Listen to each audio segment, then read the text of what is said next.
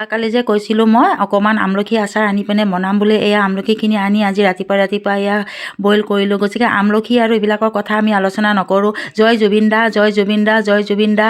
আজি 18 তাৰিখ হয়, গতিকে জুবিনৰ আজি জন্মদিন হয়। জন্মদিনটো কিমান দুখৰ হয় এইটো গোটেই অসমবাসীয়ে গম পায়। গতিকে আকাশে বতাহে সকলোৱে যে জুবিন ধ্বনি দি জয় জুবিন দাৰ ন্যায় দিয়াৰ কাৰণে এই ঘৰৰ সন্মুখত পূৰা অসমবাসীয়ে গুচিকে চাকি লগাওক। গতিকে অতি সোনকালে যে জুবিনৰ যে ন্যায়টো আমি বিচাৰি পাওঁ, জুবিনৰ ন্যায়টোৰ কাৰণে আমি বহুত অপেক্ষাত বাট চাই আছোঁ। আমি আৰু কিমান ধৈৰ্য ধৰিম, এমাহ দুমাহকৈ এতিয়া 3 মাহ পাৰ হৈ যাব।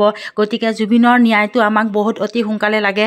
আমি কিমান কষ্টৰে দুখেৰে আমি আছোঁ এইটো আমিহে গম পাওঁ। জুবিনৰ চিনেমাখন চালেও নহ'ব, গতিকে জুবিনক দিনে ৰাতি গান লগালেও নহ'ব, জুবিনৰ ন্যায়টোৱে আচল হয়। গতিকে জয় জুবিন দা বুলি ঘৰৰ সন্মুখত যে সকলো অসমবাসীয়ে যে চাকি লগায় এইটো অনুৰোধ। আৰু জুবিনে যিহেতু এই অসমৰ কাৰণে বহুত কৰি থৈ গৈছিল, তেওঁ বহুত মাত মাতি থৈ গৈছিল, আৰু তেওঁ যে এটা ভগৱান আছিল আমি কোনোৱে গম পোৱা নাছিলোঁ। গতিকে ভগৱানক হেৰুৱাই আমি কিমান দুখ পাইছোঁ এইটো আমি গম পাওঁ। গতিকে জুবিনে ভগৱানক বিশ্বাস কৰা নাছিলে, তেওঁ খালী গছ গছনি প্ৰকৃতি প্ৰেমিক আছিলে। গতিকে ময়ো আজি এয়া প্ৰকৃতি প্ৰেমিকৰ সৈতে মোৰ ঘৰৰ এই বাগিচাখন দেখুৱালোঁ। আৰু মোৰ ঘৰখন অতি গছ গছনিৰে ভৰপূৰ হয়, নানান ধৰণৰ গছ গছনি আছে। ময়ো গছ গছনি বহুত ভাল পাওঁ।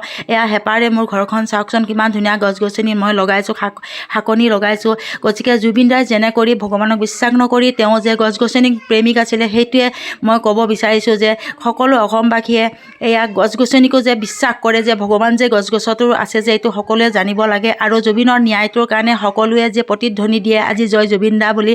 গতিকে জুবিনৰ ন্যায়টো অতি সোনকালে আমি যে পাওঁ, সেইটোৰ কাৰণে আমি আজি বহুত অন্তৰেৰে ভগৱানক শ্ৰদ্ধাৰে এগুচি চাকি লগাই অতি সোনকালে যে আমি ন্যায়টো পাওঁ যে, আৰু এই উচিত তদন্ত কৰি যে এই নৰপিশাচ কেইজনক যে ফাঁচী কাঠত ওলমায়, সেইটো আশাৰে আমি আজি